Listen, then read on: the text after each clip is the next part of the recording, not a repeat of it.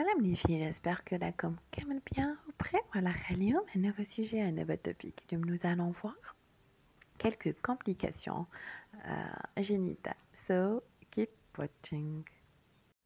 Alors, les complications génitales, ils peuvent résulter de diverses conditions médicales, telles que les infections anormales anatomiques ou interventions chirurgicales. Donc, voici un aperçu des principes complications génitales, leurs causes, symptômes, diagnostics et traitements. Nous allons commencer par les infections sexuellement transmissibles, ce qu'on appelle les IST. Exemple, chlamydia, gonorrhée, syphilis, herpès génital, papillomavirus humain, HPV, VIH ou sida. Donc les causes, c'est une transmission par contact sexuel non protégé avec une personne infectée. Les symptômes, saignements anormaux, douleurs pelviennes, sécrétion vaginale ou pénienne anormale, démangeaisons ou brûlures génitales, plaies, verrues ou ulcères génitaux. Le diagnostic, ce sont des tests sanguins, prélèvement des sécrétions et examen physique.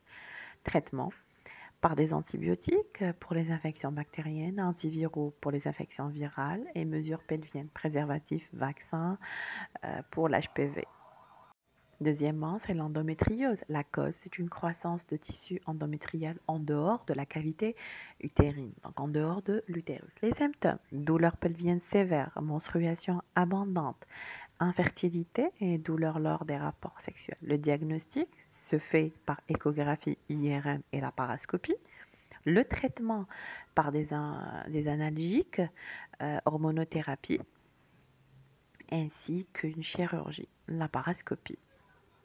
Les fibromes utérins, la cause, tumeur bénigne de l'utérus, souvent influencée par les hormones. Les symptômes, menstruation abondante, douleurs pelviennes, pression abdominale, infertilité ou complications pendant la grossesse. Le diagnostic qui se fait par échographie IRM, hystéroscopie. Le traitement, médicaments comme les hormones, embolisation des fibromes et myomectomie et stérectomie.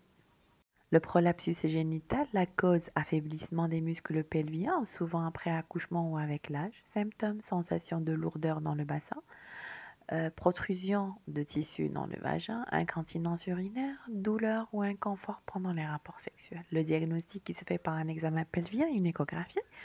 Le traitement, c'est les exercices de Kegel, le PCR ainsi que la chirurgie. Syndrome des ovaires polykystiques, SOPK.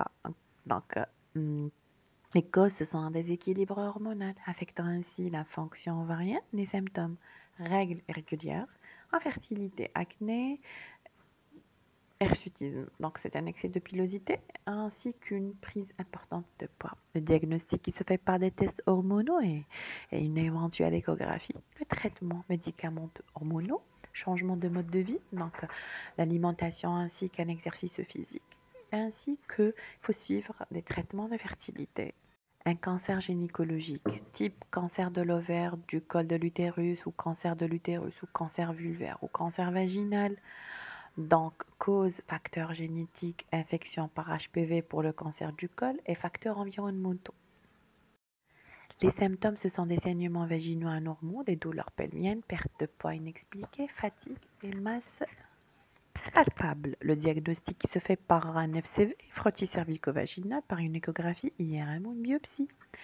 Le traitement, il se fait par une chirurgie, une radiothérapie, la chimiothérapie et thérapie ciblée.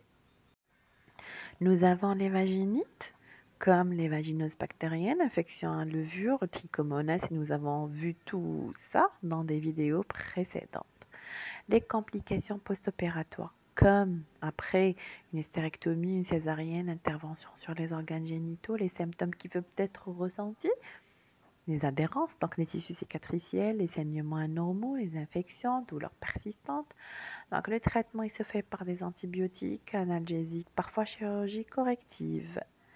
Là, nous allons passer aux préventions et suivis. Donc, il faut faire un examen régulier, donc des frottis, des mammographies, des consultations gynécologiques, la vaccination contre l'HPV dans certains pays, l'hygiène intime, donc l'utilisation de produits doux, les bonnes pratiques sexuelles sûres, donc utilisation de préservatifs et un dépistage régulé des IST, un mode de vie qui doit être sain, donc une bonne alimentation équilibrée, l'exercice régulier gestion du stress surtout.